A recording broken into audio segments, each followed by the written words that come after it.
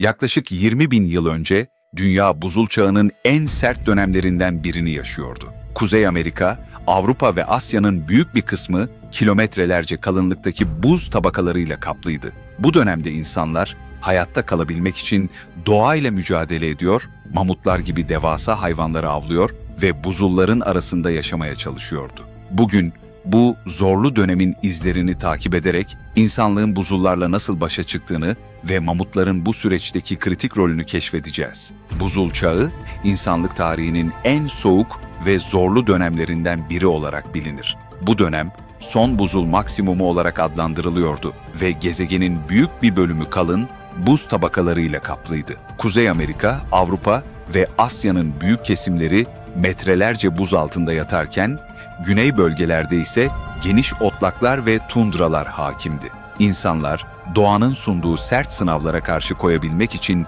göçebe bir yaşam sürdürmek zorundaydı. Bu göçebe yaşam tarzı yalnızca bir hayatta kalma stratejisi değil, aynı zamanda doğayla kurdukları ilişkinin bir parçasıydı. Avcı, toplayıcı kabileler büyük hayvan sürülerini takip ederek besin ihtiyaçlarını karşılıyor, aynı zamanda doğayı bir harita gibi okuyarak hayatta kalma şanslarını artırıyordu. Göç yollarını, su kaynaklarını ve mevsim değişimlerini dikkatle gözlemliyor, buna göre hareket ediyorlardı. Ancak hayatta kalmak yalnızca avlanmakla sınırlı değildi. İnsanlar barınaklar inşa etmek zorundaydı. Genellikle mağaralarda yaşam sürüyorlardı, ancak her zaman güvenli bir mağara bulmak mümkün olmuyordu. Açık tundralarda ya da düzlüklerde barınak ihtiyacı ortaya çıktığında hayatta kalma içgüdüsü devreye giriyor ve insanlar doğal malzemelerden barınaklar inşa ediyordu. Mamut kemiklerinden yapılan kulübeler bu dönemin en büyük yeniliklerinden biri olarak öne çıkıyordu. 1965 yılında Ukrayna'daki Mezirich yerleşiminde keşfedilen mamut kemiklerinden yapılmış barınaklar, insanların doğayla nasıl ustaca uyum sağladığını gözler önüne seriyordu. 149 mamut kemiği kullanılarak yapılan bu sığınaklar sadece bir barınak değil, aynı zamanda kabilelerin sosyal hayatlarının merkeziydi.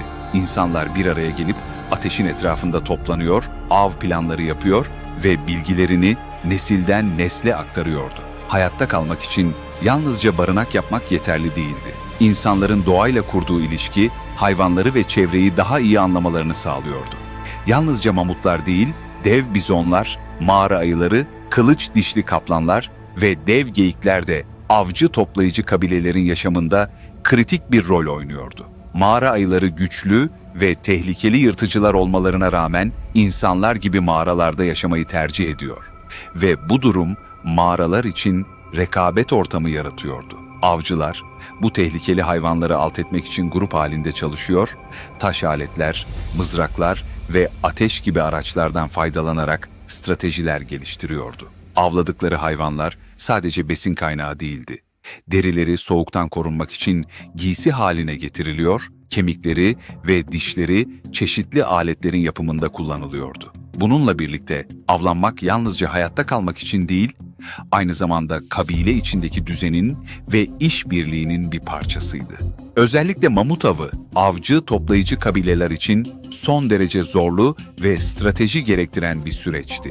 Yalnızca fiziksel güç değil, aynı zamanda işbirliği, planlama ve doğayla olan uyumu da zorunlu kılıyordu. Tek başına bir insanın bir mamutu avlaması neredeyse imkansız olduğundan insanlar işbirliği yaparak avlanmak zorundaydı. Avlanma sırasında farklı stratejiler uygulanıyordu ve bunlardan en etkili olanı mamutları önceden kazılmış çukurlara yönlendirmekti. Derin çukurlar kazılarak üzerleri ince bir tabakayla kamufle ediliyor ve mamutlar farkında olmadan bu tuzaklara düştüğünde avcılar onları mızraklarla zayıflatıyordu. Ayrıca nehir kenarları, geçitler ve dağların dar olduğu bölgeler stratejik olarak kullanılıyor, mamut sürüleri bu dar alanlara yönlendirilerek en savunmasız olanlar belirleniyordu. Avcılar, sürünün en arkada kalan bireylerini önceden hazırladıkları ağlarla yakalayarak av sürecini daha kontrollü hale getiriyordu. Mamut avlamak son derece riskli olmasına rağmen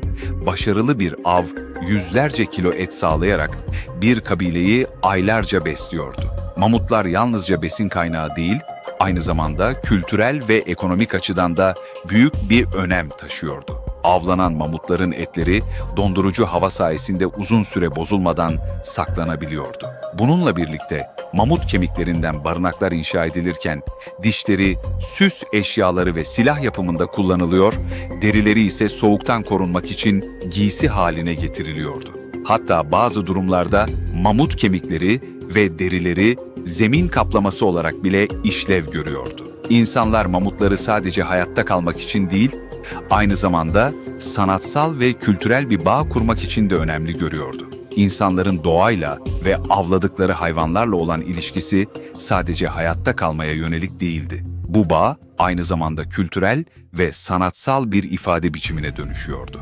Bu bağlamda Fransa'daki Rouffignac mağarası, buzul çağının en etkileyici sanat eserlerine ev sahipliği yapıyor. Mağaranın duvarlarında 158 mamut çizimi bulunuyor. Siyah manganez, oksit ve kil kullanılarak yapılan bu çizimler o dönemde yaşayan insanların doğayla kurduğu güçlü bağı yansıtıyor. Bu sanat eserleri insanların yalnızca avcı değil, aynı zamanda gözlemci ve sanatçı olduklarını da kanıtlıyor. Mağara duvarlarına işlenen figürler onların düşünce dünyasını, gözlem yeteneklerini ve sanata verdikleri önemi gösteriyordu. Buzul çağının sonlarına doğru dünya büyük bir değişim sürecine girdi. Küresel sıcaklıklar yükseldi ve buzullar hızla çekilmeye başladı. Bu değişimler mamutların doğal yaşam alanlarını daralttı, alışkın oldukları geniş otlakları azalttı ve ormanlık alanların yayılmasına yol açtı. Ancak mamutların yok oluşu sadece iklim değişikliğine bağlı değildi. İnsanların av faaliyetleri de bu süreci hızlandıran önemli bir etken olarak görülüyordu. Av baskısının artmasıyla birlikte mamut popülasyonu giderek azaldı ve bu durum türün yok oluşunu kaçınılmaz hale getirdi. Son mamutlar binlerce yıl önce izole adalarda varlıklarını sürdürse de sonunda nesilleri tamamen tükendi. Peki mamutların tamamen yok olmasına neden olan ana faktörler nelerdi? Bilim insanları yıllarca bu soruya yanıt aradı ve en yaygın iki teori ortaya çıktı: İklim değişikliği ve insan avcılığı. Ancak bu yalnızca tarihsel bir olay olarak kalmadı, günümüzde bilim insanları için büyük bir araştırma alanı haline geldi. Bu yüzden günümüz bilim insanları genetik mühendislik ve klonlama gibi teknolojilerle mamutları yeniden hayata döndürmenin yollarını araştırıyor. Mamutların geri getirilmesi yalnızca bilimsel bir başarı değil, aynı zamanda doğaya olan etkileri bakımından büyük bir tartışma konusu. Özellikle Sibirya gibi bölgelerde mamutların otlatma alışkanlıklarının donmuş toprakları yeniden şekillendirebileceği ve küresel ısınmanın etkilerini azaltabileceği düşünülüyor. Ancak bu tür bir müdahalenin ekosistem dengesine nasıl etki edeceği, diğer türlerle olan ilişkilerin ne yönde değişeceği halen büyük bir bilinmez. Eğer mamutlar doğal yaşam ortamlarına geri dönerse bu durum gerçekten ekolojik faydalar sağlayabilir mi?